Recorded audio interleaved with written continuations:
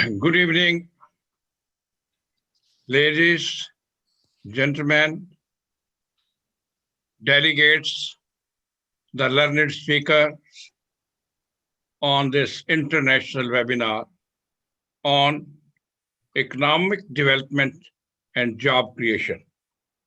The subject of webinar is really very topical and relevant today. I'm sure the wisdom or the jewels of wisdom provided by our learned speakers will go a long way to enable you to reorient your own strategies in business. You will be able to carry home some of the valuable ideas with you. As a president of NISSMAT, it is my proud privilege to welcome you once again on this international webinar, which has representatives from a number of other countries. A word about NISSMAT. NISSMAT was established in the year 1990, about 3 decades back. Its initial programs were on security, safety, management, and applied technology. In these fields, NISSMAT, with the passage of time, attained prominence due to a well-defined curriculum and a very well-designed and tailored methodology. Then they started including subject on loss prevention, risk mitigation, and number of teams trained by NISSMAT undertook loss analysis and risk mitigation audits of multinational companies and brought laurels to NISSMAT. Training in the field of fire safety with the JNU, Jawaharlal Nehru University, as well as training in respect of some defense personnel, recently retired defense personnel, to give them a second career, were also initiated and started and carried out by NISSMAT. With the passage of time, we realized that NISSMAT needs to have a research cell and a think tank. The research cell and think tank is meant to research into certain topical subject, into certain business subjects, and with this, draw out some innovative methods, innovative systems, innovative procedures, which may help in the production, as well as in the productivity, as well as profitability of the business enterprises. As well as we want to take up some subjects on social field and economic field. These are our aspirations, and in the passage of time, we hope to become an international think tank on these subjects. Coming to today's topic of economic development and job creation, I may add a few words. Growth alone, economic growth alone, cannot and does not necessarily mean that it is going to absorb more jobs. It's going to create more jobs. The pattern of growth, the nature of growth, the sector of growth, and the spectrum of growth are some of the important factors which have to be kept in view for employability and job creation. Some indicators which normally are followed are that we should find out population to employment ratio in a particular region, and that will give you some indication as to how this is being used, the development is being used for job creation. Others, they say, it's poverty reduction policies which are adopted by the government is also one of the indicator about job creation or job involvement. Then poverty reduction policies have to have an inclusive growth. It cannot be exclusive growth. Otherwise, the vice versa will not be proved, because you may lay emphasis on one and they may not lay emphasis on the other. So these two, that is job creation as well as economic growth, they are correlated and they have to be proved vice versa. Sustainability of the program is another important indicator because you start a program and by jerks, you go to some other program, leave that program, and with the passage of time, there is some depression. Again, there is unemployment. So sustainability of the program is very important. Some other points which normally policymakers at their level have to keep in view is that accessibility of all to education. Everyone should have a right to education. In a country, in a poor country, right to education can be probably free. And also the education and the training syllabus of the training programs have to be so tailored that with the passage of time, they provide employment, not only education, not only training, but employment. They have to tailored in that manner. Then measures and systems of vocational training have to be so devised that they ultimately lead to employability. Then they say that constant review of economic development and employment programs should be undertaken.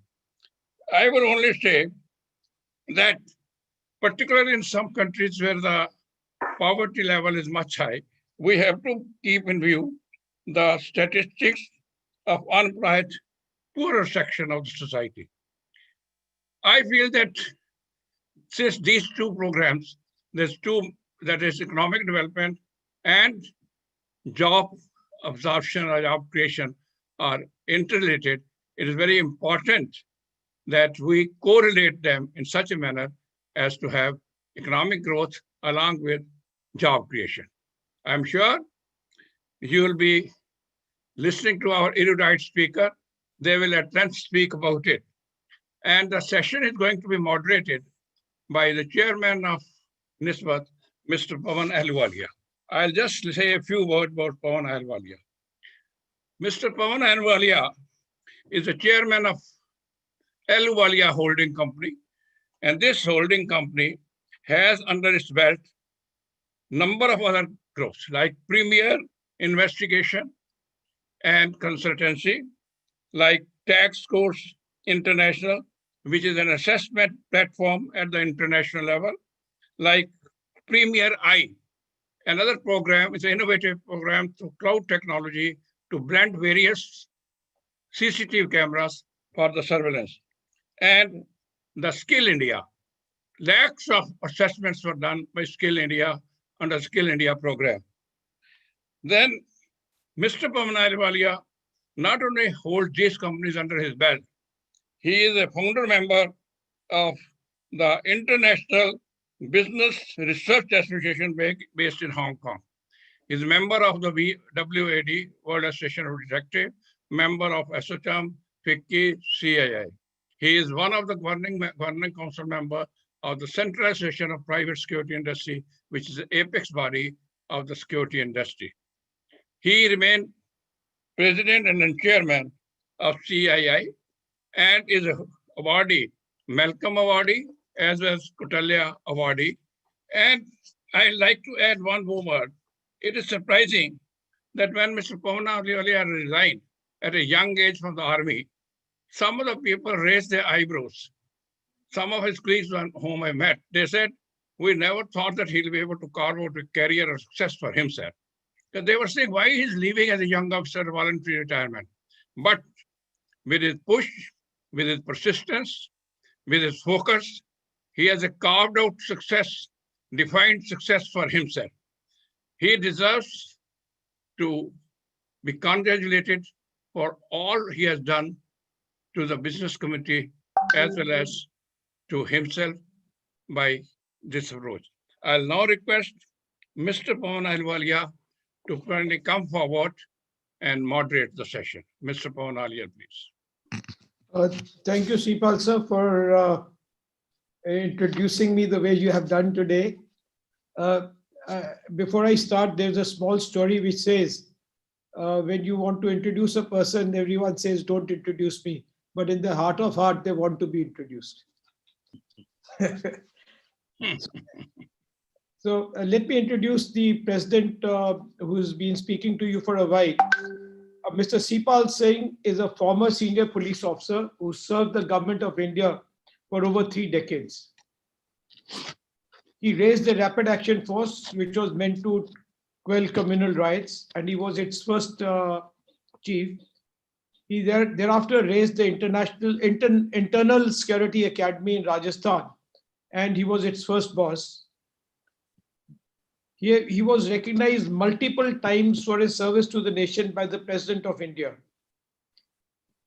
Even after his retirement, he has been an achiever, and he has been a champion of job creation. He has been recognized for his services after retirement by the President of India, the Union Home Minister, the Governor of Punjab, and several national and international institutions and associations. He is presently the Honorary Director General of the Central Association of Private Security Industries and APDI, that is the Association of Detectives and Investigators. He is an advisor to Premier Shield, and he is the president of NISSMAT. Ladies and gentlemen, this was a short introduction about our president. Today, I would also like to thank all the participants who have joined us from different time zones in Singapore, the United States, Spain, Bangladesh, Hong Kong, Ireland, New Zealand, Nigeria, Pakistan, UK, Bhutan, and of course, our Indian delegates. Our first speaker of the evening is Professor Dr. Aman Agarwal. He is probably one of the most illustrious economists that I know of. He has been honored as kings and heads of countries have been by the Saint Emilion Brotherhood in France. That's a very singular honor. He is a life fellow of ISME in Japan. He is recognized by France, Uzbekistan, United Nations, and Congo. He is also recognized by a university in Romania. His education is from Delhi University, the Indian Institute of Finance, London School of Economics, and Columbia University. He's worked at the World Bank. He heads the Indian Institute of Finance. He's on the editorial board of several magazines and periodicals. He's a frequent face on television. He's invited world over to share his views, and he has published numerous papers and articles and has advised governments on various issues. His interests range from international finance. He frames policies for job creation. He frames policies for financial development and economic growth. He has spoken to the Italian, European, Finnish, Swedish, Uzbekistan parliaments, and he's also spoken to the Chinese Ministry of Commerce. Ladies and gentlemen, I present to you Professor Dr. Aman Agarwal. Over to you, sir. Thank you, Pawan, for that elaborate introduction. I would now, I'd like to thank also Mrs. Singh, who has introduced, and I was very happy that they are now looking at research, which is one of the fortes of an education institution in their own domain in terms of developing up, because it's important that we talk about research. The task given to me and the time frame given to me, I would like to contain myself within that in the next 20-25 minutes. And I'll try and do justice to the humongous task which has been given by Pawan and Mrs. Singh to speak about today on the economic development and job creation. I think it's a very important and a very rightful chosen topic, which actually deals with one of us from different spheres when we come to deal with this. I prepared a brief presentation, although I'll be speaking offhand, but this is just to give us pointers. The topic, as we say, is the future of economic development and job creation. These are based on my works and my co-authors' works, which we have, and we like to thank some of these colleagues and friends from different parts of the world who have helped us. Some of them are Nobel laureates in trying to understand this complex subject and then develop upon what we have to say today and in other works. These are our works, and any errors and omissions are our errors and omissions and should not be taken as those institutions we represent. Now, I will be going forward and talking about the following frameworks, which is the introduction with the historical perspective. Then I'll go to the digital influx, the life with corona, evolution of life, global government initiatives and global initiatives, and what are the challenges what lie ahead. And I understand that my co-colleague who is going to be giving his address will focus on large number of initiatives from his practical experience, long life experience, as well as on the job creation framework. So I will contain myself to different sectoral and economic aspects of it, and I leave it the real functional ground level reality for him to tackle. The first section is on the economic growth and the financial development. When we look at the historical perspective, I thought, it's important to understand that, for over 7,000 years, sciences and all, we have been doing a lot of activities. Chanakya's Arthashastra is there in terms of economics. I always call him the father of economics, and I've spoken that at various parliaments. It is not Adam Smith's Wealth of Nations, which is the true first book in economics, but his book, because it outlines as to what has been going on and it is relevant even today, given the fact that it talks about the role of a civilian, the king, the official, and the society at large. And it's a very pragmatic view. The only thing we need to replace is the king by the president or the prime minister, which is currently heading a state, and the rest remains the same. And I go forward directly to the Nobel Foundation Economic Prizes. Before that, I would like to talk about this model, which I have been actually presenting at various forums, including some of these parliaments, in the last 15 years or so, I would say 2003 onwards. And this is something which I would say has been coming through, and we can see that in the last 3 Nobel Prizes which have been won.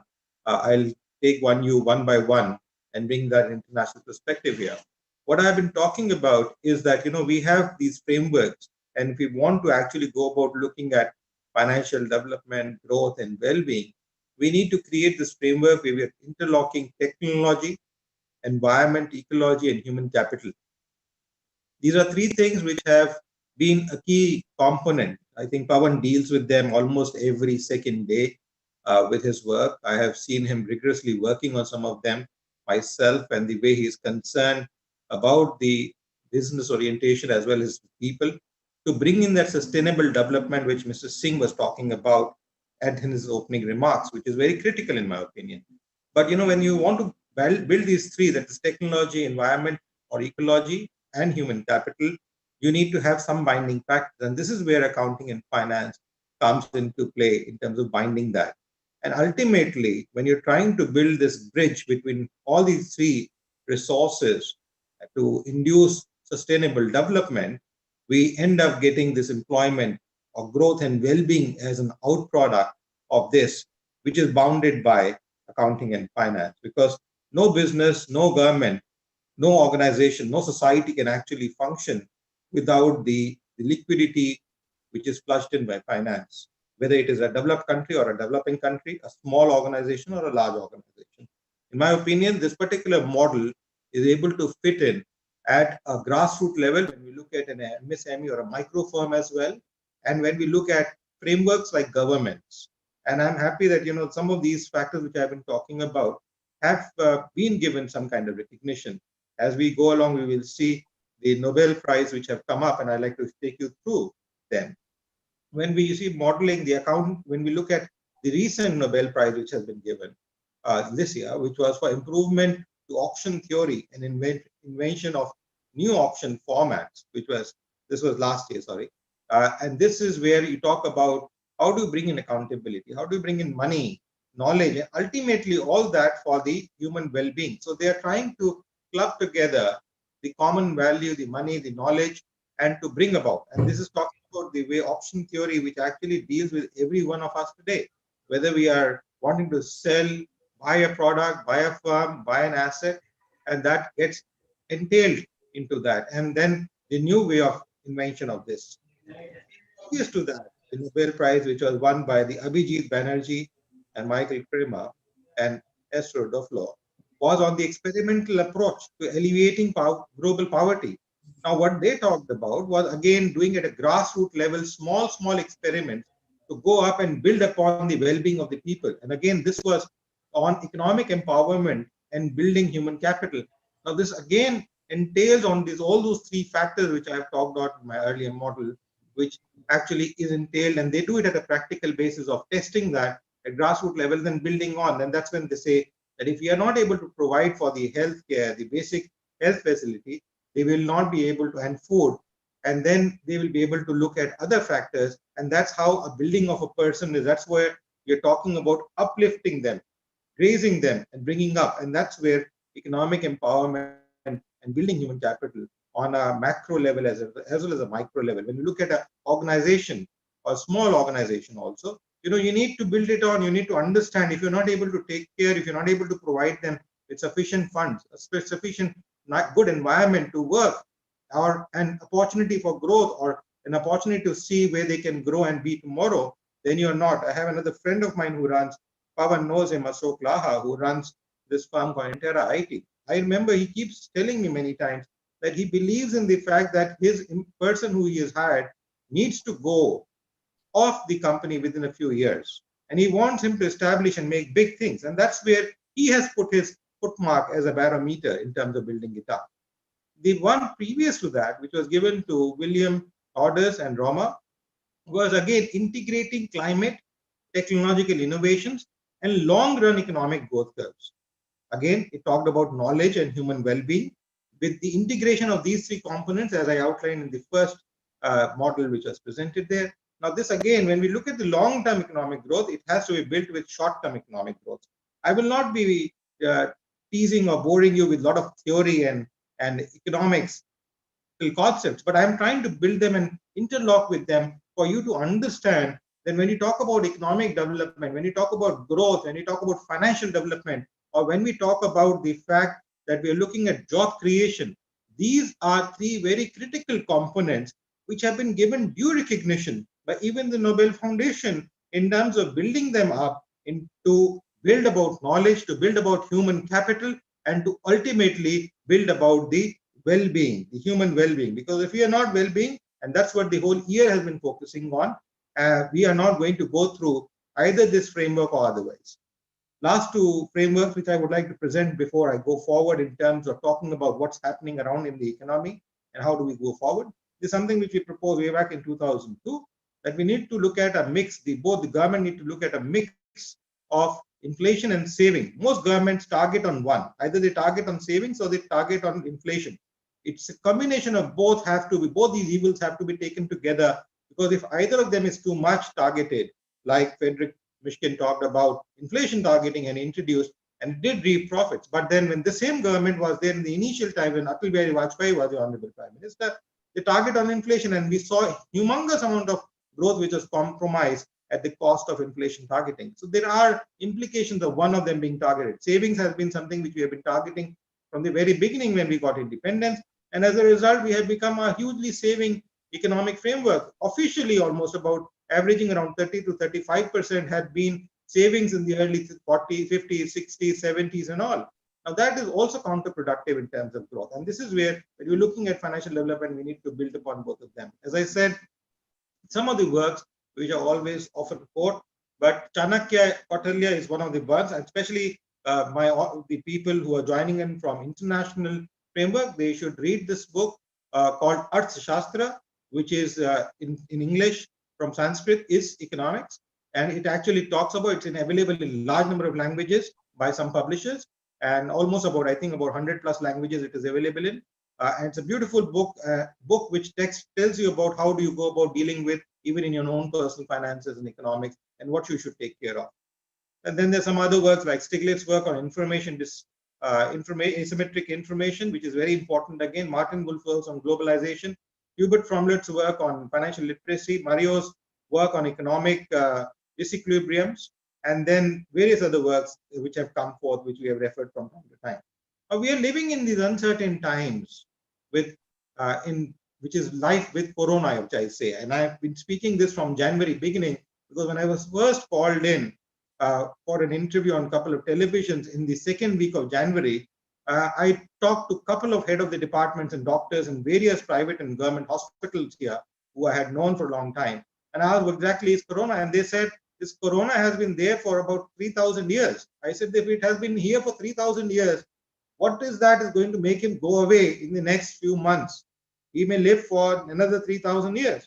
Now, it's a question of life with corona, not without or behind or leaving it behind and so on and so forth. So that's where our Prime Minister also today came out stating that we are a few weeks away from the medication, the vaccine to be in place. Now, when we look at these pandemics, I will briefly take you through the way pandemics have been, because it's important before I go into the impacts and the sectoral analysis and what's happening economically worldwide, but it's important to understand what these pandemics have been. And, we have been researching at the Institute for almost now from January beginning when this started, that what happens when such scenarios come, when it is a question of pandemic, when it's a question of war, when it's a question of man-made disaster or tsunami, what exactly happens economically? Now, we have not been looking at it from the human or the ecological perspective, but more from an economic perspective, what exactly happens? What happens to the well-being of people, the financial well-being of people, so as to say. And this is where, but we thought we should give this briefly another 2 minutes. I would like to go through the brief pandemic history which is there to give you an understanding of how things have moved on in life, and people and life has been growing and harping despite all what has happened. When we look at almost about 3,000 years, we see this prehistoric pandemic which took place in circa in 3000 BCE. We saw plague of Athens which took place in 430 BCE. We saw Antonio plague which took place in AD 165 to 180. Cyprus plague took place in 250 to 271. The plague of Justinia took place in 541 AD. The Black Death took place in 1340. In fact, in two of them, the plague of Athens, it was a news that the world is coming to an end. There is no more life tomorrow. And we are living here talking technologically, meeting, communicating, and doing lots of things. Even in case of the Black Death, which took place in 1346 to 1353, again, it spread like wildfire. Oh, the world is coming to an end. Most of them were pandemics. There's a difference between pandemics and epidemics, which is pandemics are contained within a specific zone, epidemics spread across the globe. And this is where the difference becomes between, otherwise the nature is the same. So most of the pandemics at that time were more like were more like epidemics, but like pandemics because they were in a small zone. Even the American plague in the 16th century, even there they thought life is coming to an end. We had the Great Plague of London, the Great Plague of Marseille in 1720. 50% of the city had actually vanished because of this plague. Russian plague took place. Philadelphia yellow fever took place. In Philadelphia, almost about 55% of the people had to die. Flu pandemic of the 1890-1990 was there. The Spanish flu, everybody knows because of the television now, how injurious it was, but we are still living, talking, enjoying fruits, enjoying our times, sharing knowledge, communicating. And this is where we have some of these still existing with us today. AIDS, 1981 onwards, still part of our culture, and still we are living with it. H1N1 swine flu, which lasted till 2020. West Africa Ebola, the Zakira virus, still there. Corona, which is still there. So my dear friends, what I am trying to build from this history, just to give you a brief note on this, is that there is a lot of hope tomorrow. It is not that we are at the end of the tunnel. There is a huge light which is there at the end of the tunnel, and that is where I see a lot of brightness, new systems, new economic frameworks, new policy framework coming forth. When we look at the segments, different segments of society, whether it's market, economic, social, political, economic, the social fabric has changed.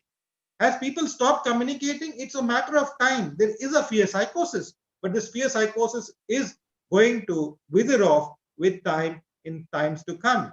It's only a question of momentarily, because humans otherwise are social animals. They have to communicate, they have to meet, whether through internet or in physical sense or otherwise. And, once the vaccine is there, the comfort level, the fear factor will reduce. Although in India, a country like India, the fear factor is very less. You can see the farmers' agitation taking place recently because of the government policy and the law which has come up in terms of agriculture reforms. Now, you hardly see any fear there. Everybody is bold enough to be sitting largely without a mask. When the elections were taking place in some states, they were the media covering and trying to do a poll kind of a system. And there were huge crowd there again. So the fear factor is actually turning down. I'm not saying that you should do it. We have to be careful what government of India and various international agencies have been saying. We must observe some of those norms in terms of hygiene, in terms of masking ourselves, in terms of social distancing. But this fear factor is diminishing off with time. As we have seen in India, large number of fear factors, whether it is a tsunami, people start living again in that zone. People start farming again in those zones. We saw Indonesia. Let me give you 2-3 brief examples. We saw Indonesia completely devastated because of tsunami. What would happen? It was not growing. The growth factor for almost 4 or 5 years was not there in Indonesia before. However, it grew at a hyper growth rate immediately after that. When we saw World War I and World War II, immediately after that, things started growing. United States grew at the cost of building Europe after the World War II. So some of these unfortunate incidences, which are not to be wanted or not desired incidences, do create that growth factor. When we look at Europe itself, you see, when it started in February, I remember there were news before the lockdown also coming, oh, so many people are dying, irrespective of richness, poverty, every level people are dying. Now, naturally, when they're going to die, they will have to be filtered in by someone tomorrow. Someone will have to come and work in those positions. So naturally, employment, jobs on those sectors will automatically grow. There will be need for new. Today, we have a full pandemic motivated industry which is functioning today, whether it is in healthcare products or vaccination products or cleanliness products. There are X number of industries which have surfaced up. Some of them who were dying in the past have come out of it, and we could see the revenue streams coming up in due course again. Now, the social fabric has in fact intensified, and I will come to that in the later stage of my presentation, where I will share the experience and the thoughts which some of my fellow colleagues have expressed in some of our interviews which we did. And the social fabric, most of them have said, has actually strengthened because people got time to look at their own spheres, understand what exactly is happening, see, look back, and rethink about what should be the way of life they want to lead. Do they want to be in a mad rush, or should they want to lead a balanced kind of a life, take care of families? And this is across board. When I talk to my colleagues in the United States or in Turkey or in Germany or in France, in Japan, in Malaysia, everywhere they are having the same feelings that though there was a disruption, they were thinking that the social fabric will break, but it actually has strengthened, especially the family cultures have strengthened. A lot of people who had not visited in India, in towns, and coming from small villages, had left their homes and had not come back to their homes, had not seen their parents for 20, 25 years, have actually gone back out of fear or loss of job to their families. Their parents are able to see their children, their grandchildren, at times when they could not have seen them for 10, 15, 20, 25 years. Now, these are some positive outlays. Yes, there are negative outlays that they don't have a regular income coming in, but they are not incapacitated. They are productive culture, workforce, and they will produce for themselves and for the nation ultimately. Political systems have changed. Political coalitions, we saw some kind of support. There's always opposition and supportism, but still we saw political movements changing world over. The need for actually go about not thinking about fiscal deficits and not controlling spending of the government has actually flushed up during these times. And not only now, whether it was the Spanish flu, whether it was World War or tsunamis, in all these times we have seen this kind of a thing happen, which actually gives momentum to the economic framework. When we talk of economics, yes, some have gone, some things have come up. Moms and pop shops, which used to be there, called in Europe so commonly, or small kirana shops by the side of your home, have actually propped up using integrated systems of technology, IT frameworks, and structures. Market failures have taken place. Simultaneously, new originations of market systems have come. Financial markets have not been under shutdown. In fact, large number of participation by a lot of people have come in, because I know a lot of people, small businessmen, who could not go to their works, could not do their job, so they had to spend their time. And one of the famous hobby they developed is going on to the stock market and trying to make money there, or to play around with the stock market and see if they can actually do good while doing. And many of them have actually succeeded. They are making their bucks and trading. And this was one market which had no impact, as a matter of fact, of COVID directly, because people were still trading. The market was active.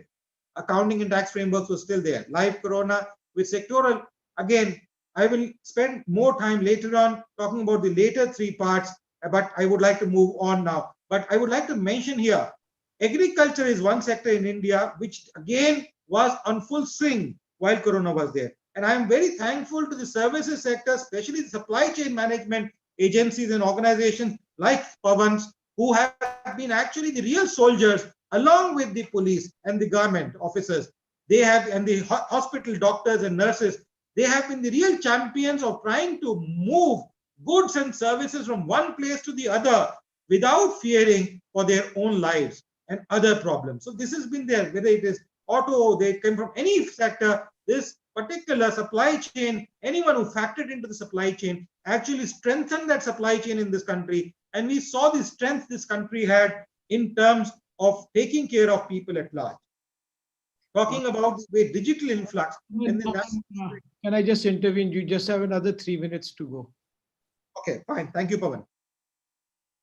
So I'll spend quickly, but the digital influx which is there is on the National Labor Exchange, which was there. So here I talk about the way externalities and the global environments play a role, and the government initiatives which have been there.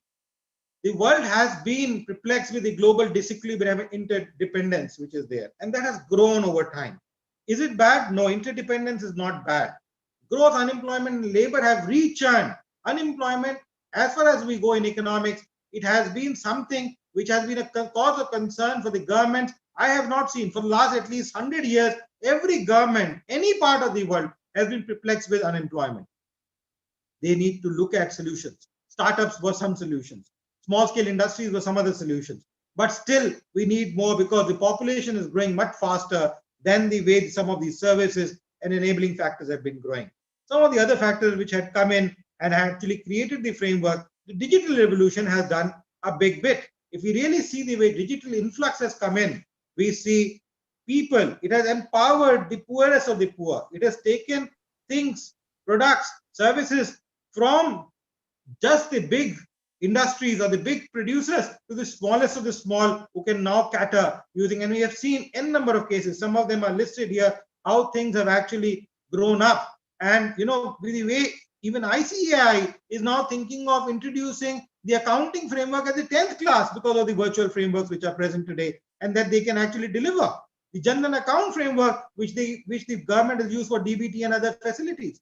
Now, this is something which has some of the other graphs which I had, but in any case, like Pavan said, I need to contain myself within the time frame. So I will, in any case, leave this presentation with Pavan if they want to put it up somewhere or share with the participants for their benefit. But when we look at these externalities which are coming forth with the digital influx, it's important to also understand the way, we have been talking about. And this is something which we actually proposed way back in 2016 and 17, both at the World Bank annual meeting in April and later on published work. And then the Ayog is looking at it. In fact, the Rozgar scheme, which Arvind Kejriwal has introduced, is nothing else but this, where we talk about that labor, which is considered to be not white collar, white back collar, it's number of hours in economic terms. How many hours of input do you give? It is actually a wealth.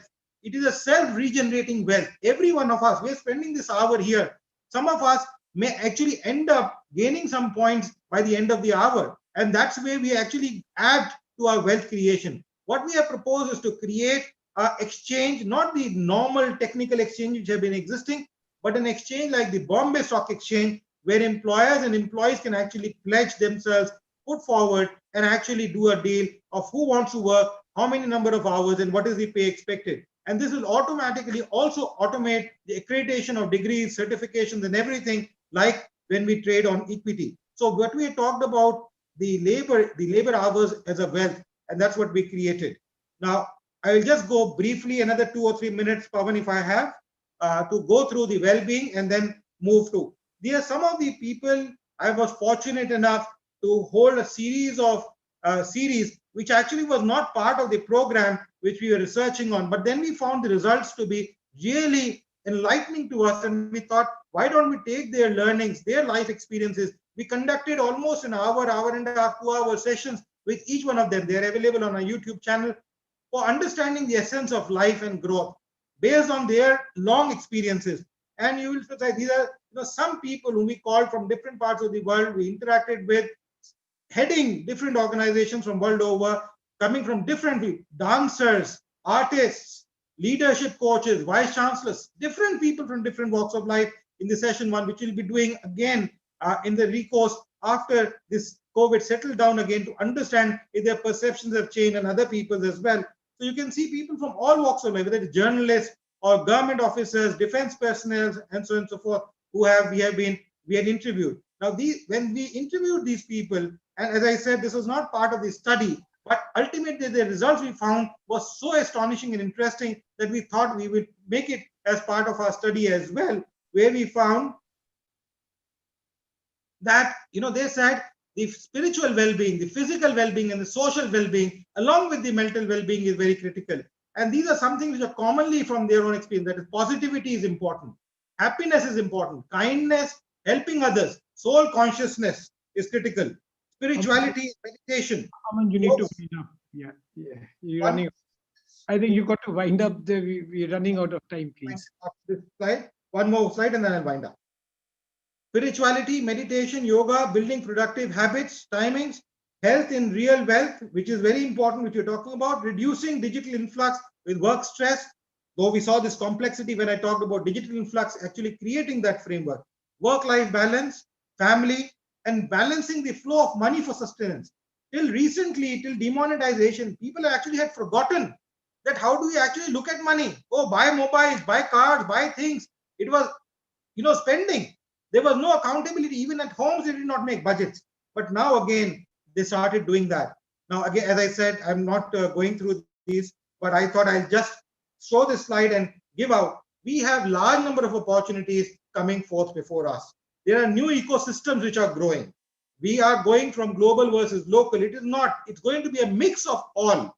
Today, a firm sitting anywhere can do business. Pawan can do actually securities business sitting here for Singapore, for Germany, for France, and hire people across the board. Some of these setups have actually come in, and this machine learning, AI, actually is facilitating some of these to actually go forward. And with this, again, Pawan, I'll be ending that up. Very critical, in my opinion, is that we are also seeing the accountability of government and assessment, which is becoming very fast today. The government, whether in India or even outside, is not left with a chance, because there is an access to information which is creating this. The new normal is that you need to be optimistic. There are a large number of sectors which are opening up, which I thought I will discuss in the next slide, but given the time frame, I may take it up in the question answer. But agriculture is one which is very critical. Restoring that farmer's dignity, in my opinion, is very important. Giving him that livelihood is critical, because they have, even today, about 60 to 70% of the population is engaged in agriculture and agriculture or agro-based industries.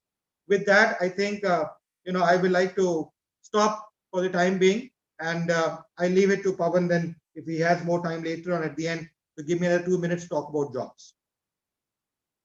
Thank you very much, Aman. What a wonderful talk you've given. And now I take this opportunity to introduce Kunwar Vikram Singh to the audience. I have known Kunwar Vikram Singh for the last 38 years. And I dare say that he is one of the best leaders that I have met in my lifetime.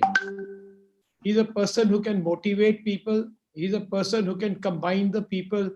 He's a person who can drive the people to perfection.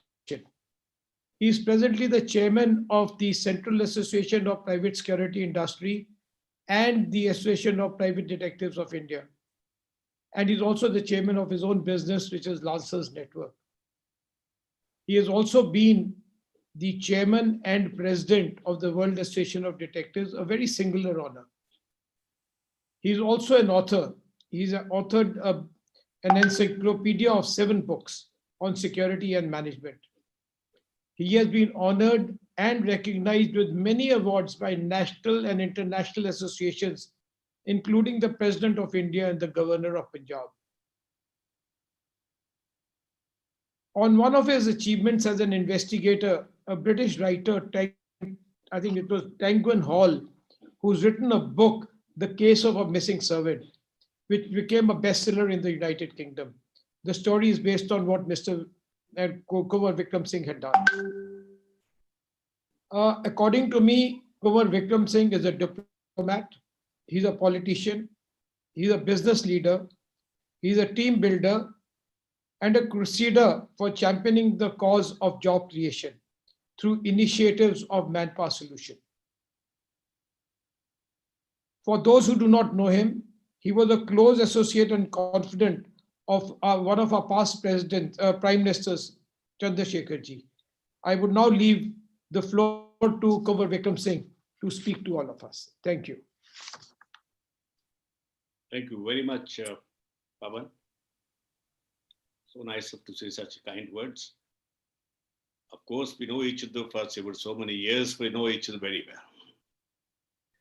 It is indeed a pleasure to come and speak to the audience here on this NISSMAT platform, and it's a real pleasure. And it is a pleasure once again to listen to such an eminent economist with so much of knowledge, unthinkable.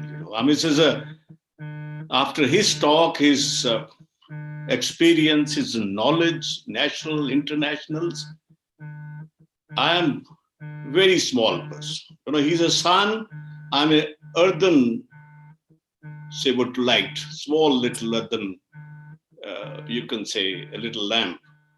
So I find it very difficult to talk, after a person who's not an economist himself, who's been a soldier and a private investigator. To listen to these things is so mesmerizing. So much of knowledge has been shared by eminent economists to the generations right from the Chanakya. He's mentioned about Chanakya. And things went very well. When the Chanakya was followed by Indian emperors, things went very well in India. The problem started when the king was replaced by president and prime minister. You have a different mindset, absolutely different mindset. The mind of a king is entirely different from the mind of a president or prime minister. Things change because of the political interest. It is a political interest where a king never used to have a political interest. He's an interest of the public. He always thinks for the welfare of the public.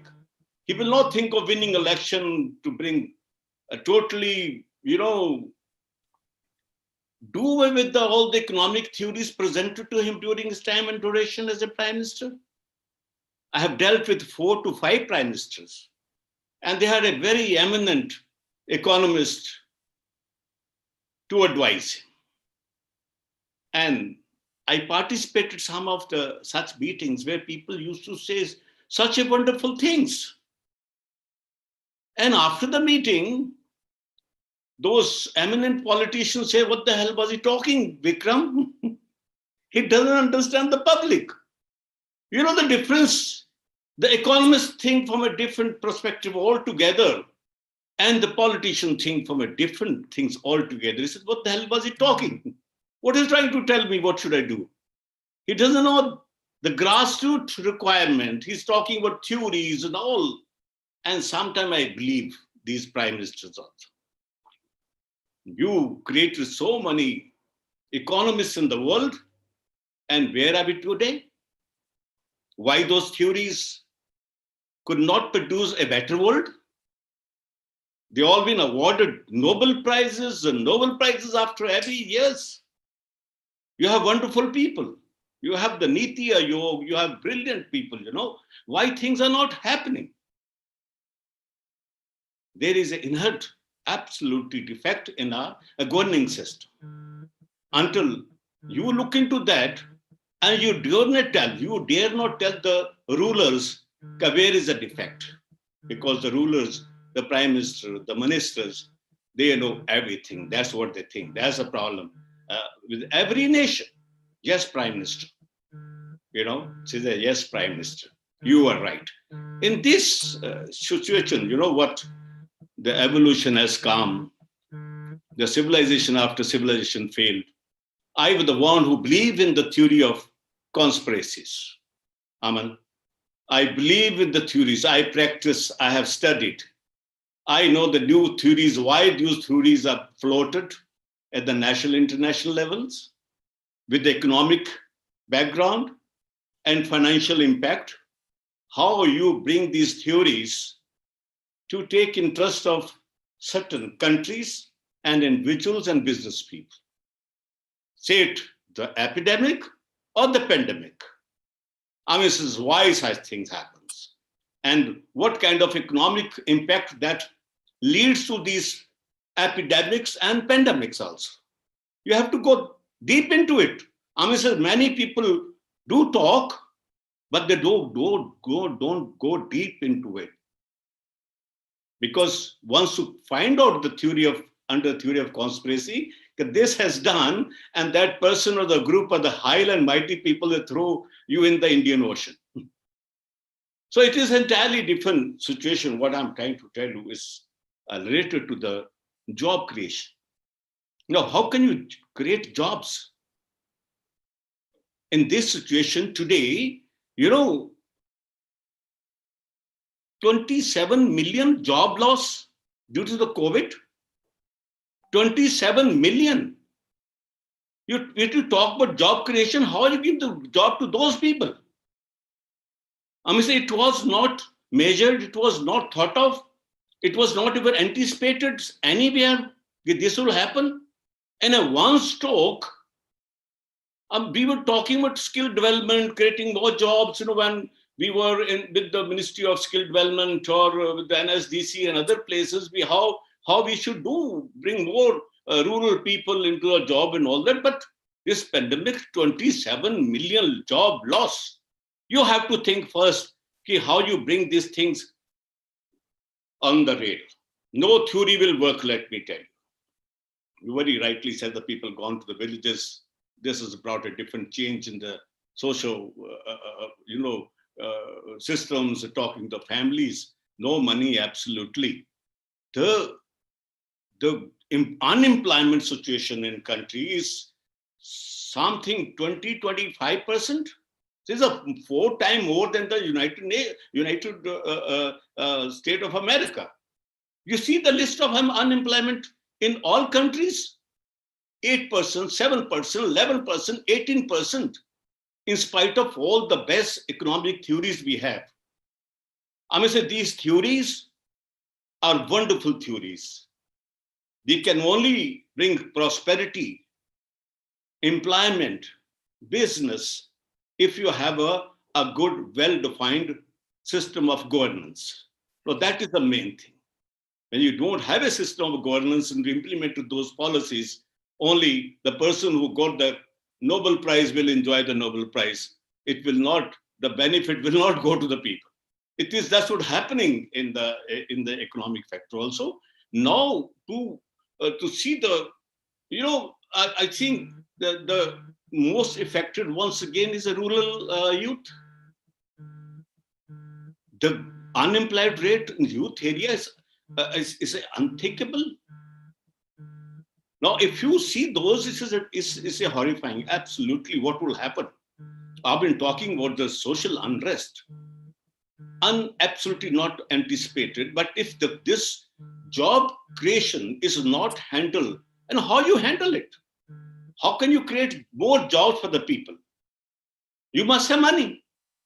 You don't have money for infrastructure development, absolutely. And even if you have a money for infrastructure, what are you going to do? What kind of new factories and ports and airports and what for?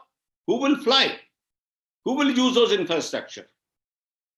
I have an example of many countries where they spend money on the infrastructure because that suited some big powers, big business houses.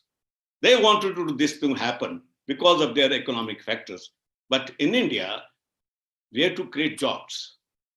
And I'm so surprised. I'm absolutely, I'm failed to understand the reasons now. How you will handle this thing is a matter of national, international concern. We, as a chairman of CAPSI, we talk about our growth is at 22%. I mean, so we have 9 million people in India who's working as a security guard.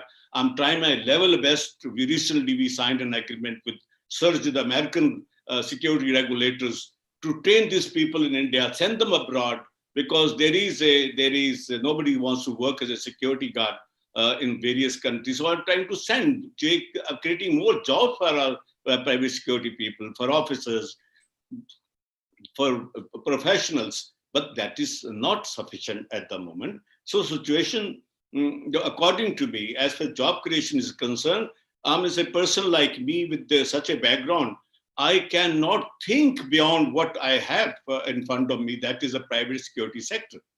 No, whereas is that is not sufficient. But if the conditions start deteriorating this way, you may need our growth rate of private security may go to 50%. You create wrong situation in a country where everybody will be economically, challenged. Somebody will come and snatch your purse or tie on or your car, or they do something with your factory. What will you do? My sector will prosper. Pavan, 50% growth, I bet. If these conditions continue, in spite of the brilliance of the economists we have in the world, but the people behind, the way you govern things are a biggest challenge. You need, I don't know whether you need Chanakya once again or you need a Chandragupta once again to come in a different form to act and save the world. But I have my own doubts, and I keep my finger. I can't keep my finger crossed. Also, you have to get into it. Obviously, for the last about in spite of the Corona, I'm in touch with many people. I'm in touch with many people because I have a concern. I have a concern for these farmers. For the last 5 days, I'm in a consultation with PMO, other people tell this is what's going to happen. Because I dealt with Punjab. Singh, you should know how the economy of the Punjab was sent into shambles absolutely. And in spite of being such a brilliant chief ministers and other peoples, what happened?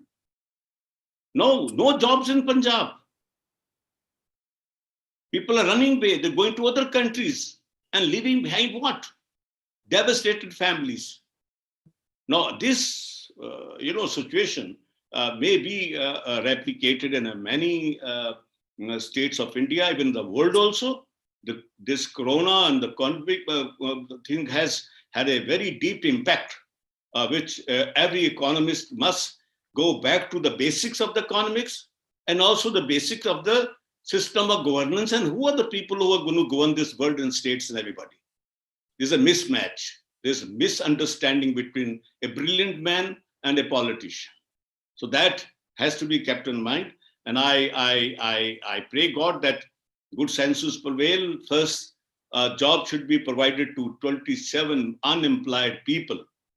Huge number, big challenge, everybody. So this is the one area where government may be doing something, but you don't have money with the government. You don't have money to support your present system, but they're trying their level best. The Atmanirbhar Bharat, which is launched by the Prime Minister, is a one effort to support industries, to support workers, to support entrepreneurs, how to do it. But once again, the overall financial availability of the money is not that what can address this problem. A job creation will remain a very big challenge as far as I think, and economists and other people can find more ways to how to handle this situation. That's what I like to say. Thank you very much. Thank you very much for giving me the opportunity to speak. And it is, Pawan, it was out of my heart. I'm not a brilliant man. I'm speaking from my experience. I'm not an economist. I'm a simple, straightforward person who has just expressed my views on this and my concern. I'm worried about it. Thank you very much.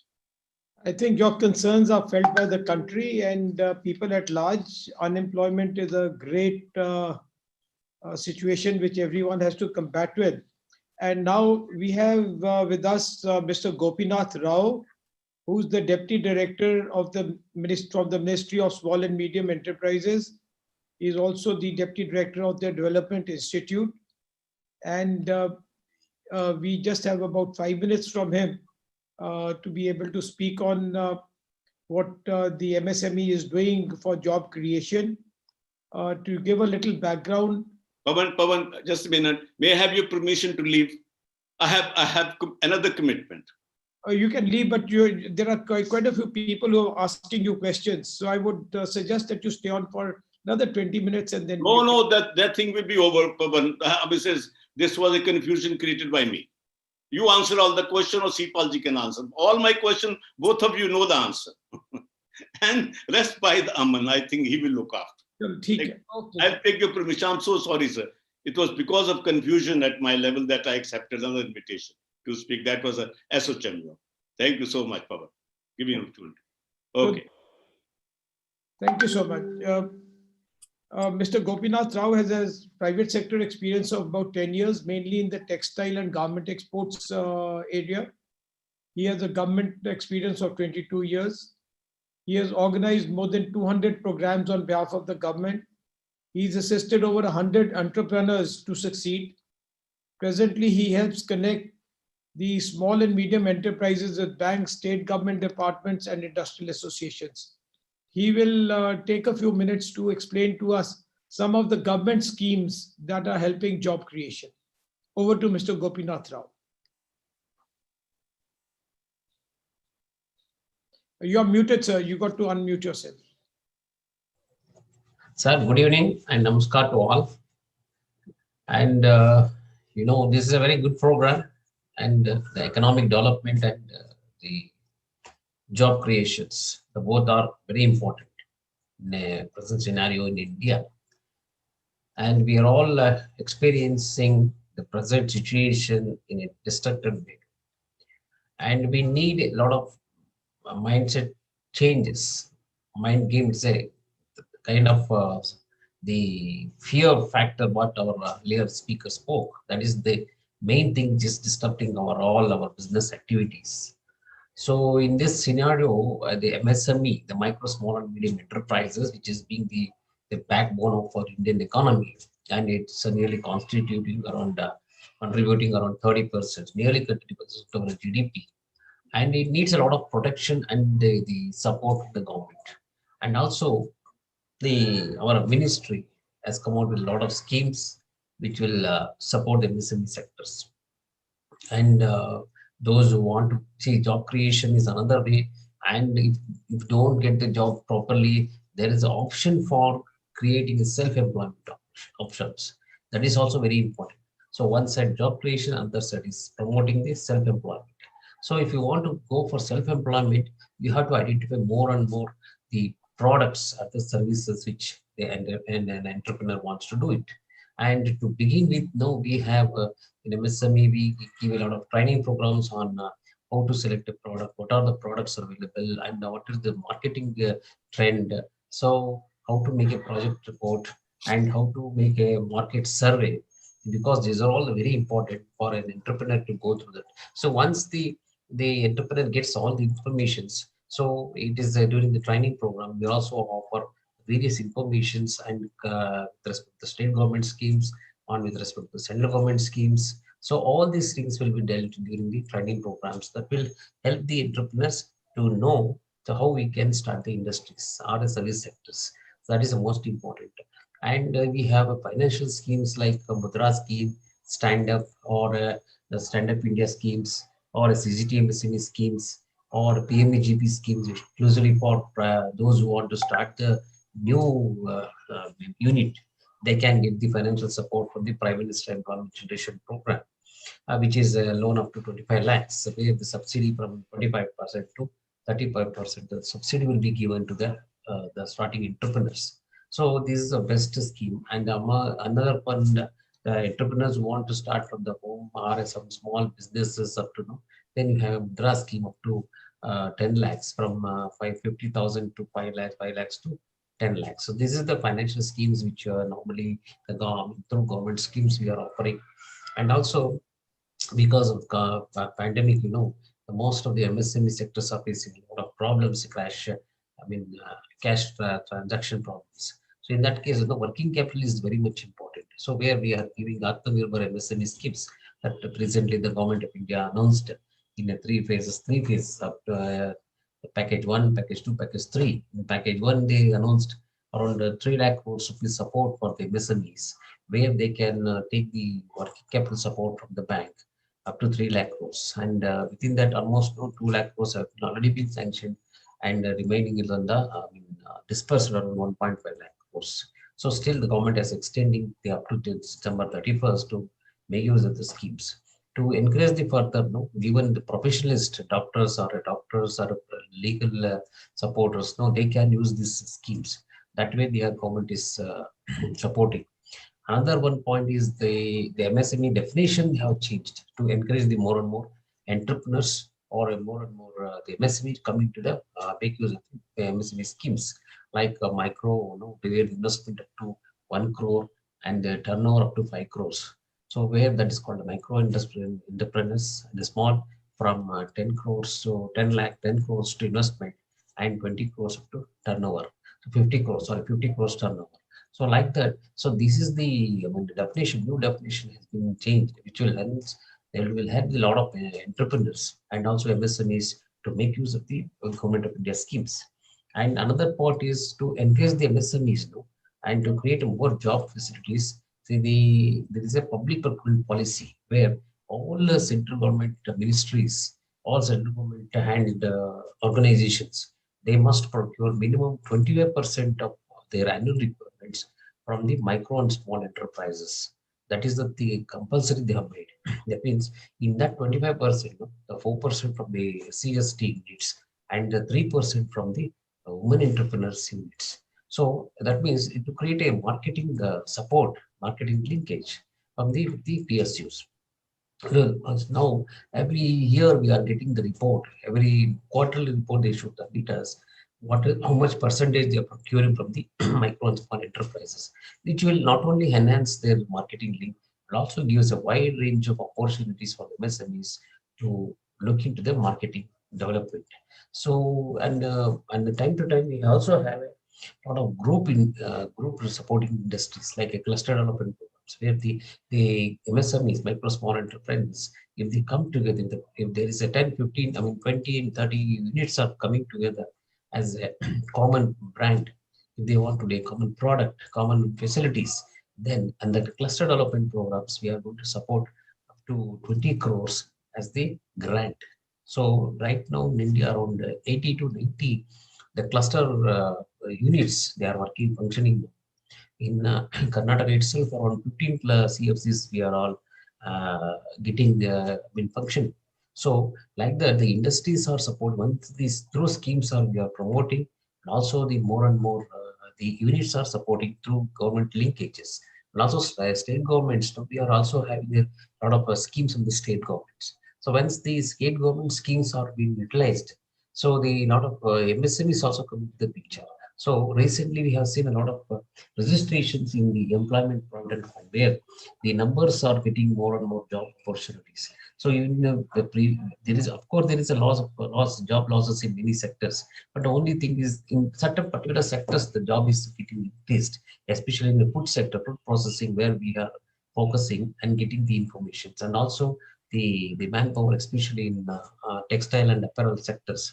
There, it is a labor-oriented, highly labor-oriented sector, which needs a support. So, and we are in touch with all these sectors to how to increase the job opportunities, because the orders one side we are trying to increase the marketing linkages through public policy, Another one is government has also developed one particular platform, that is marketing platform, that's called GEM.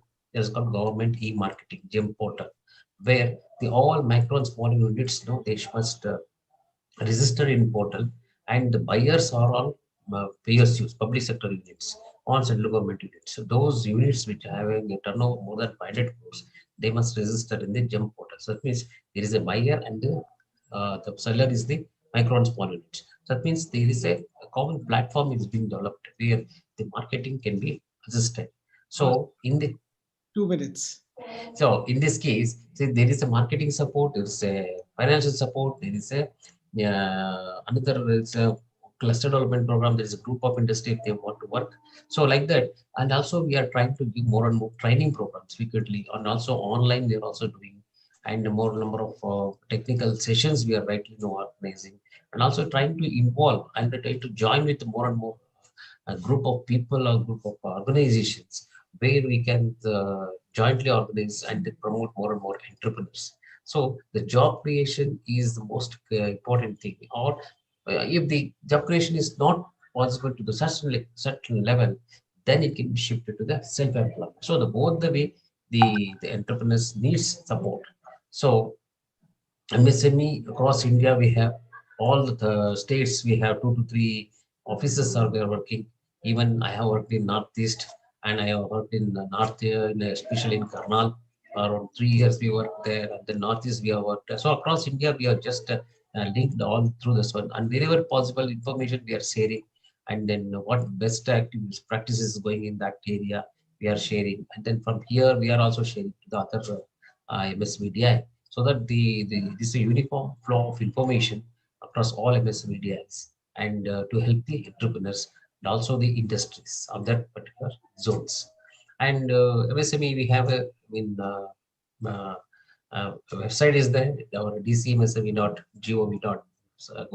Website is there, where each and every, everybody can open it and see. And there are so many schemes are available, and various ways how an entrepreneur can use it and start the enterprises. That is the most important. Here, the manufacturing and the service both are viewed equally. This is the best thing they have done recently after July. So that is the best support, where service sector also being viewed equally with the as at par with the manufacturing sectors. So that is the one that gives a wide opportunity for all of us, and or especially for entrepreneurs to get the government of India benefits. Thank you, sir, for giving me an opportunity to share my views about MSME sector. Thank you once again to all. Thank you very much, sir. Thank you very much. I have a couple of questions which have come up, and let me ask them one by one. One of the questions says, in your opinion, what more should governments do under the present circumstances? I think, Aman, you should take this on, please. Yes, Pawan, I will take half a minute before that. I was talking about, you see, various governments have actually brought out large number of packages, financial stimuluses, which are there. Some may say they are stimuluses or not, that's a separate issue. But they are stimuluses, they are spending excessively. And that's actually, and this pandemic economics, which is coming in with large number of organizations, are actually going to spur. Now, what governments could actually do more is actually, firstly, and the foremost, is to get this vaccine to the people at large and at an affordable price. The biggest challenge which they have, because if there is no health well-being, you cannot look at an economy, you cannot look at work sphere, you cannot look at growing tomorrow. If you do not have the comfort that I can have a cup of coffee with Pawan, because not all business can take place online, not all business and work can actually take place. Some places you need to actually, like security services, one has to be there, physically present. You know, even the web cameras, everything is there. It is not possible to actually everything put off the ground from a regular feature. Now, from that perspective, it is important that the well-being, and that's what most economies are addressing, but they're only addressing the creation of vaccine so far. This Indian government is actually trying to control it in terms of pricing, but fine, pricing is still there, but how do we deliver it? How do we make it cost effective? How do we are able to take it to the people at large? It's not a matter of people who are sitting on this webinar only to get that vaccination. Many of us can actually afford even the more expensive Pfizer and other medicines which have come in place. But the commoner of the common, the 70% of this population, and if we are able to do that, let me tell you, although my other colleague said is not, but let me tell you, unemployment levels have been anywhere between 8 to 20% in the last 50 years, both in developed countries and developing countries, officially and unofficially. So it is not something which is something that we are seeing these figures. So it's something people have vacated, jobs have been created, new opportunities are coming, new businesses are coming. Everyone is thinking of new opportunities. So there will be this creation, but then the government framework. And the second thing which the government needs to do, not only in India, but across the globe, is to change this regulatory attitude. Most government offices have this regulatory attitude which is there. Like we saw with cars. NGT came out with an order 10-year, 15-year. A car in India, an Indian buys a car thinking it's going to be lifelong. I'm going to buy a car, it's going to live me for 50 years. Even after I die, my child will carry it with me. There you're telling the life of a car is 10, 15 years. Now, this is something which made the whole automobile industry go down. Once the removal of barrier came in, now we see the record sale which is taken place of 1 million cars immediately, which has been reported by the auto industry. Now, these kind of regulatory, even in education, in other healthcare also, there have been some regulatory bodies which have actually throttled. The regulators need to look at the industry as a helping hand, give them a helping hand, give them the supporting hand to go forward. And this is where I feel these two factors, if the government is able to take care of, other things will come in play. India has never been run by the government. India has been run by the people of the land have run the country. The growth, the opportunities, whether it is agriculture, 60-70% agriculture. Where is government in agriculture per se? Except for trying to create some storage facilities or mandis or enams, they are not there in terms of creating those products. 70% of population still engaged there, and they may be more. So from that perspective, I would suggest that it is important if the government becomes a big facilitator and gives a helping hand instead of just regulating as a watchdog. Thank you, Aman. There's one more question that's come up. I think the president should take this on. It is our demographic dividend turning into a demographic liability? Mr. Sipal, sir, would you like to take this on? You're muted. You have to unmute yourself. You're muted, Sipal, sir, you're muted.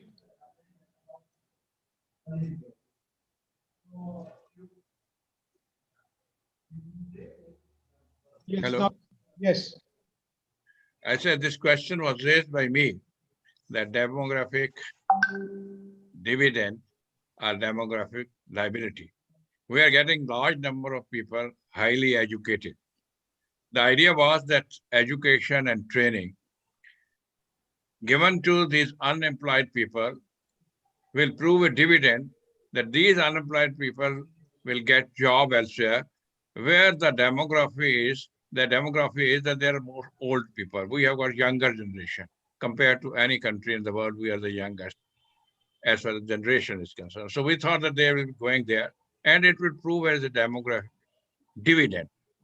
The other side was that if they are not able to get employment, if they are not able to get jobs, if we do not have avenues to absorb them, then there will be unrest.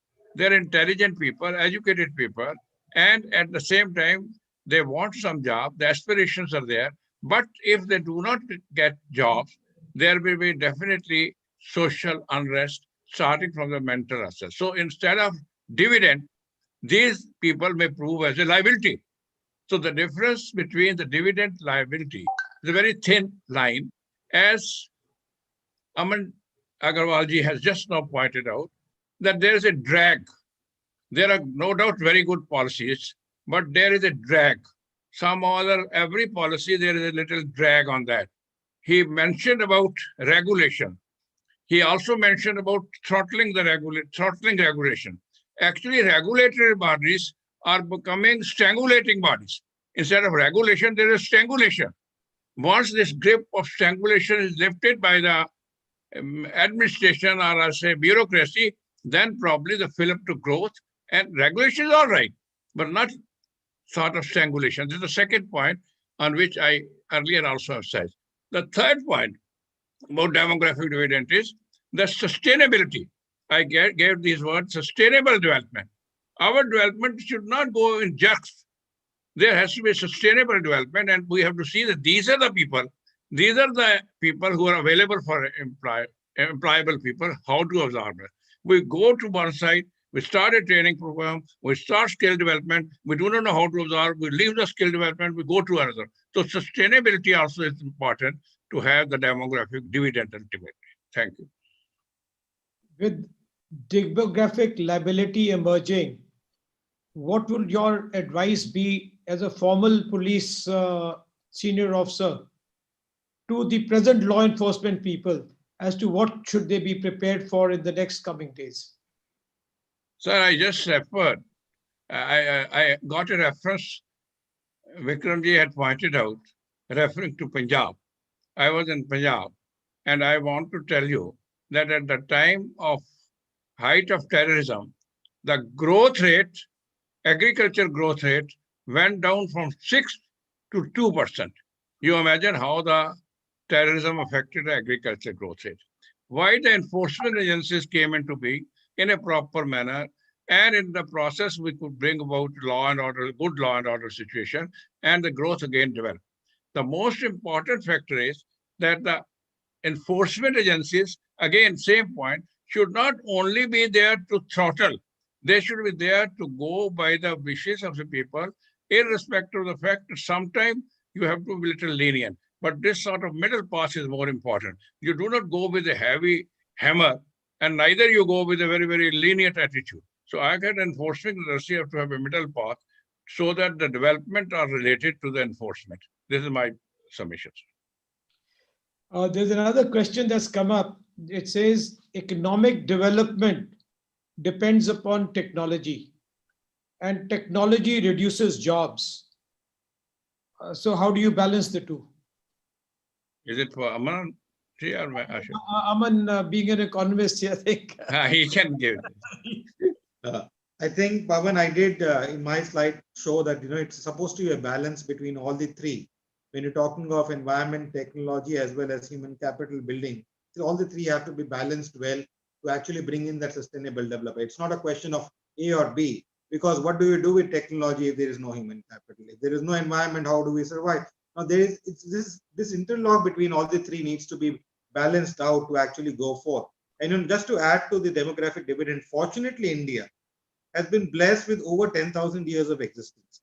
And the prime reason for that is the demographic dividend, which we have been enjoying from time to time. And I saw one question, one said, when would this economy, this COVID, it's in your mind. If you end it today, I have shown you last 3,000 years of pandemics and wars and situations. We have overcome all of them. We are all surviving, we are living, we are eating, we are enjoying our lives, we are enjoying, cherishing our children, our grandchildren, and so on and so forth. Now, if we can do that now, it's in all our mind. Let's get it over. If we take necessary precautions, why can't we get over? AIDS is still there. 1981 it came. I know how much a big scare till even 1995 AIDS used to be. Today, no one talks about it. It is a normal functioning which is there. So I think it's a question of our mental aptitude of getting over it and getting back to work, getting back to our responsibilities, but keeping a balance. As those points pointed out by most of my speakers, it is important to keep that balance, keep that structure. Whatever new we are feeling, get it. I think it's a recalling. It's this new normal which COVID has given us. One of my speakers, who is a doctor from AIIMS, a former head of the department, says it is Corona, Guru Corona. He calls it Guru because Corona has taught us a lot of things. I think that kind of an attitude, a positive attitude, will bring in that change, will bring in that. And let me tell you, all these people who are well trained, who have gone back from big cities like Delhi, Mumbai, and all to the towns, some of them have come back, not all. They will enrich those zones because they will work in industries, setups, others, and create ecosystems like Pavan has created. I did not know about that he retired. He went out of army as a young officer. I did not know this particular fact, which I came out today. But he has created an ecosystem. He is actually feeding families. Families are growing because of his entrepreneurial skills. Now, if he would not have come out, those hundreds and thousands of families which he's feeding, he would not have. So these people who have actually gone back to villages will actually reorient and bridge that gap which we used to say of rural, urban. That will actually diminish off and reduce over time with this new balance of people moving from one place to the other. And that's what I just wanted to add. I like to add, if you Yes. I 100% agree with you that we have to have a very comprehensive overview in terms of revival of strategy, in terms of evolution of new market strategies because of the corona. Definitely, in this way, we have a little, Amanji has a little optimistic attitude. The new strategies will develop, new evolution things will come, and market will again stabilize. We have seen earlier also such pandemic and have gone through. Quite right. But the apprehension given by the second speaker, Kunwar Vikram Singh, was that what is the immediate way? There are two ways. One is a long drawn out strategy to meet the requirement. That is, there are jobless people today. All right, new strategies will develop, comprehensive strategies will be there. And maybe with the passage of time, we have got much better strategies and we're able to observe them. What is the immediate remedy? Because immediate remedy, when lakhs and lakhs of people have been rendered jobless, what should be the immediate remedy? For this immediate remedy, I will again like to submit that I said in my opening remarks, it was reaffirmed by the speaker, learned speaker, Mr. Aman Agarwal, that there has to be a sustained economic policy. Not in terms of immediately you meet 25 lakh jobs, you create something, and tomorrow again there will be a drag on that. So my submission is that there are two ways to look at this epidemic. One is, yes, there is an optimistic approach. Yes, you will have new strategies. Second is absolutely a concern, as Vikramji pointed out, that what will happen to this jobless people. That is the second one. How do you have a comprehensive strategy as to meet both the things, that is immediate as well as the future requirement? I have one question for Mr. Gopinath Rao. So you've served the government for over 22 years. If you were asked to advise the government of India as to what one policy that they should adopt which will create jobs, what would your advice be? One is, I would say that first the industry should survive. Sustainability of the industry is very important. Once the industry sustainable starts, the absorption of the laborers or employees will start. That is a more important. To make industries survive, the other infrastructure facilities or as a facilitator, we should provide them all the support. For example, I would like to mention here, there is one portal our ministry has at present they have developed. That is one is called champions.gov.in, where you have to address the problems of industries first. You have to make them to run so that the jobs, the more industry starts functioning. Once it starts functioning, the automatically the other things also starts. So that is a more idea that is called champions portal gov.in, where we are addressing each and every industry's problems which is being posted in the portal. So either 48 hours or within 7 days. So like that we are taking action. So that way, that one immediate solution is to make the industries to work more and more, because instead of, now there is a gap about 8 months. So the industry should start functioning more and more effectively through supporting of various schemes, government of India schemes. That's what I wanted to make. Thank you. I have time for one last question, and this is, it is widely believed that COVID is driving business automation. Business automation will impact job creation. What is your view on this, Aman? This is a fear which we saw in the 90s when computers came in. Everyone thought, oh, in banks especially, oh, my job is gone. There will be no more job for me because everything will be done by computers. We have seen these kind of fears which have come in from time to time, and they're not wrong, but there will be reallocation of jobs. Ultimately, even business intelligence has to be actually managed. The machine learning has also to be managed by someone. You need to upskill yourself, and they will be, you see, there is a limitation, a big limitation this artificial intelligence and the machine learning has, which is of power and internet facility, which is not there in large part of country, and even in not here. When I go to countries like Sweden, when I go to countries like United States, in smaller towns, at times you don't have power. I went to New York, a friend of mine who was an attorney general before, I went to stay with him in a upstate New York near Philadelphia. in a small place. He says there is no power, there is no Wi-Fi at all. You can only depend on landlines there. Now, these are big impediments when it comes to some of these. So you to think of that all jobs will go away. No. You see, moms and pop shops during this time in supply chain management have come the biggest handy framework. That is the next door shop. They call them in Europe and US mom and pop shop. Here it's the next door kirana shop. Now these people have come out to be the biggest handy in terms of actually supplying supplies, foods and other things during these times. So they have grown, and in fact some of them have actually gone on the web, on internet frameworks like the various portals and grofers and things like this to help and go up the ladder. So I think it's only a question of that change. It's a question of understanding the change. It's a question of realizing that we have this new framework which we have to coexist with and go forward. We will still drink coffee. We will still have plants. We will still have a Mali. We'll have still these books. I remember London Business School, the professor, when a visiting professor there in 2004, they said, we have made our library completely digital. You see, the convenience of sleeping with a book is not a convenience of sleeping with Kindle or a mobile. That convenience can never go away. To put a page, to read, to reread, to think about it, to have it behind you, not only as a showcase, but to also be fascinated. I read this book. These are some things which some of the digital frameworks do not provide us with. And I think that's where the old school in India still survives with the new school. That's why we have bullock carts. That's why we have Goda Gadis. We still have hand rickshaws in this country. So everything from the needle to the spaceship which goes to the Mars is available in this country, and it will not disappear. So this is my humble submission. That's why I'm saying have that positive attitude. See how can I change? How can I build upon it? And your resources, your requirements will be there irrespective of whether COVID or no COVID. Aman, thank you very much. Thank you very much for your excellent answers. And I'd now like to hand the podium back to the President to wind up the session. My thanks to both in fact, all the three speakers for very, very brilliant deliberations. I'd like to only wind up that there are two types of drags. One is a regulatory or administrative drag by the government. One is a mental drag.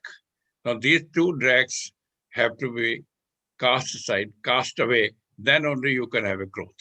You see, Amanji referred to 11th century. He says that we had a double entry bookkeeping, but we continued with the Bahi Khatas as well as with the Landas in our accounting book till recently. There was a mental drag. People were having that Bahi Khata with the red sort of thing and carrying on from tree. So there are sometimes mental drag which have to be cast aside. And there are regulatory drag which have to be cast aside. And top of it, Amanji has very beautifully projected. There's a need of growing and understanding the essence of life. He has not deliberated around that, but he has given a lot of factors which need the growth in the essence of life and also growth of the human capital. So these 2 points were the essence of his speech as far as I can understand. Apprehension and dangers projected by the second speaker, that is our Vikram Singh, were two as far as his own practical experience was concerned. But with the passage of time, probably the government will readjust some policies so as to meet these apprehensions of the industry leaders and the political leaders. As far as our speaker from MSME is concerned, there Shri Gopinath Rao, he has given the idea from the MSME perspective brilliantly, and we are thankful to him also. I am indeed highly thankful to all the delegates, all the participants who have joined us on this webinar, and I am thankful to the chairman for providing this opportunity to NISSMAT to host this webinar. Thank you very much, everyone. We are grateful to you. Please look out for our next webinar. Thank you. Thank you. A word out to everyone. Our next webinar is going to be on the 21st of December. And Shiv Khera, who's a very renowned speaker, a business consultant, and an educator, is going to be talking to us on turn setbacks into comebacks. Yeah.